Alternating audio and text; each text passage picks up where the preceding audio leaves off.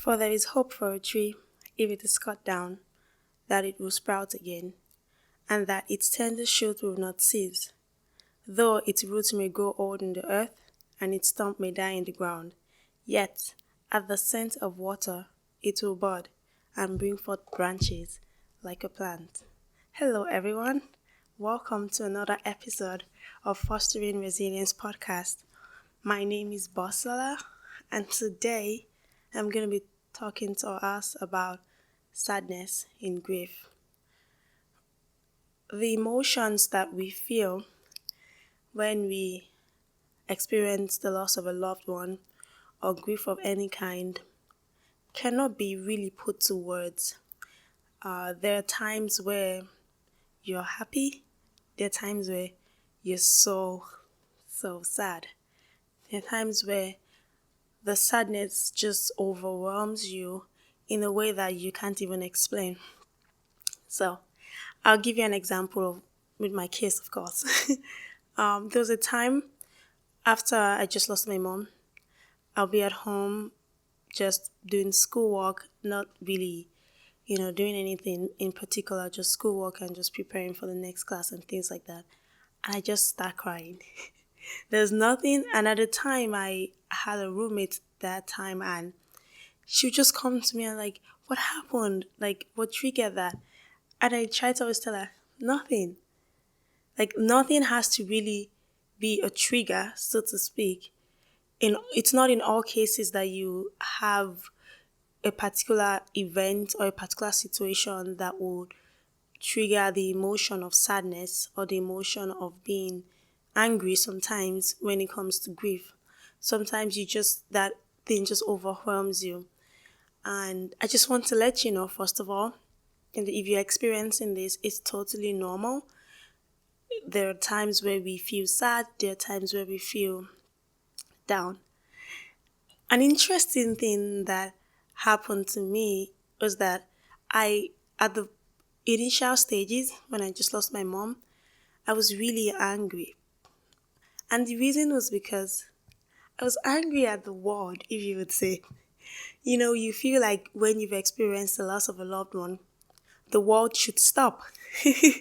You feel like, why is everyone just going along with their daily lives? Why is everyone, it's like you want the world to stop. It's like you want the earth to pay attention to you and to acknowledge the fact that you just experienced a very great loss. But that doesn't happen. Life goes on. Life moves on. And to me, that time I was so angry. Like sometimes when I got some calls from some people, and I was just like, you guys don't understand.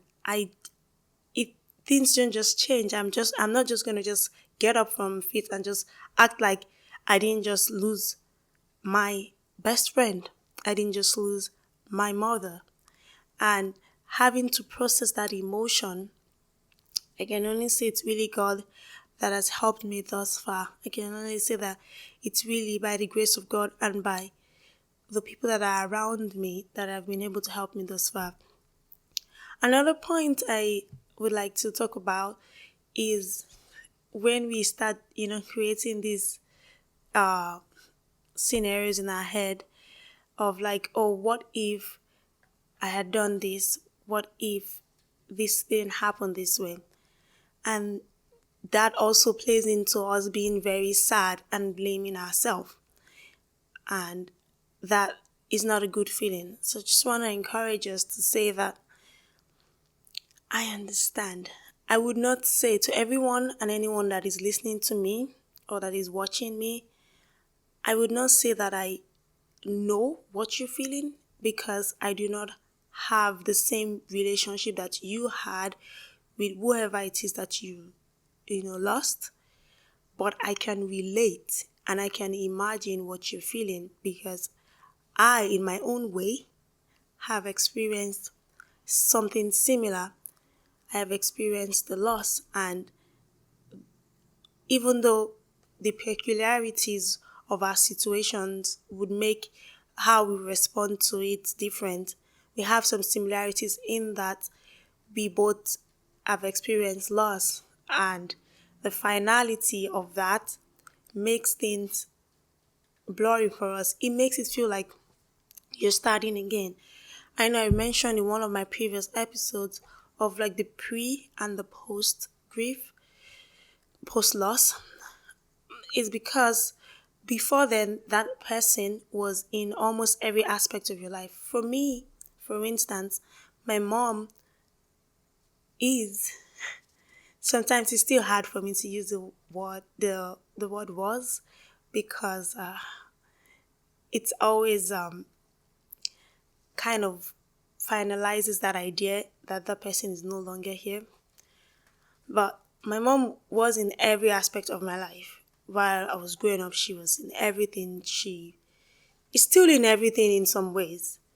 And having to now navigate a new kind of life without her being physically present was very tough, and it's still very tough because she her, her presence was very pivotal in different aspects of my life.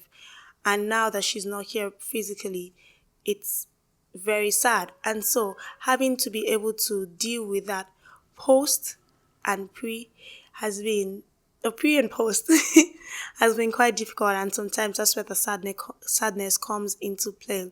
That's where the you know idea of you just asking the question why.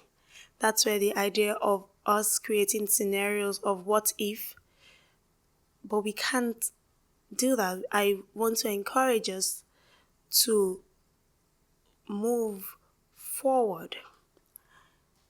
And I want to encourage us to give ourselves grace as we move forward. When we start experiencing milestones, when we start hitting those milestones and that person is no longer here, we feel that tinge of sadness. We feel that tinge of, oh my God, I just wish I could just call her right now. When I graduated with my master's and I won an award, I wanted to call my mom so bad. I wanted to call her so bad because I wanted to tell her that I did good. I wanted to tell her that I excelled, but I couldn't. And I had that overwhelming sadness. I have to tell us this today, that when it comes to experiencing grief or loss, there's situations where we experience sadness. There's situations where it feels like we can't move on. There's situations where it feels like we don't even understand the life we're living anymore. We don't understand the world we're living. But I want to let us know that, as they say, first of all, your grief is your grief. You should not beat yourself up. There's always this idea where people say, oh, you should have gotten over it by now. Or what's happening? Why are you still stuck in it? You should move on. Please don't listen to them. Your grief is your grief. But I also want to encourage us that one of the best gifts that we can give to the person that we have lost is to keep on living, is to keep on experiencing life, is to keep on living our best life and living our God-given life. Also, I'd like to say that it's normal for us to feel sad because grief does come in waves. There are some times we're like so high up in the, emotion where we're just so excited, we're so happy. And there's some times where we are down, and that's okay. But we have to, when we experience those downloads, acknowledge the fact that I feel sad today. I really, sometimes when I feel sad, I would just say, I really miss my mom today. I really want to talk to her today. But that's okay, right? That's okay. I still hold on, and I hold on dearly to those emotions, those memories that we have shared, that I have of her. And that's what's keeping me going. So accept the fact that you feel sad in that moment and then make a decision to move forward. And it won't be as easy, of course. I'm not saying, I understand. I'm not saying that, it's just going to be so easy. but we can do it, and we will, and you will still shine through loss. I have something I was going to read to us as I round off today's podcast. I found a poem. Lately, I listen to a lot of Maya Angelou, and there's one thing she talks about the power of poems and just how it it introduces you to a new world. It introduces you to something, a different perspective. So I'm going to read just a snippet from this poem by O'Donoghue, John O'Donoghue, and it's titled For Grief. When you lose someone you love, your life becomes strange. The ground beneath you becomes fragile. Your thoughts make your eyes unsure, and some dead echo drags your voice down.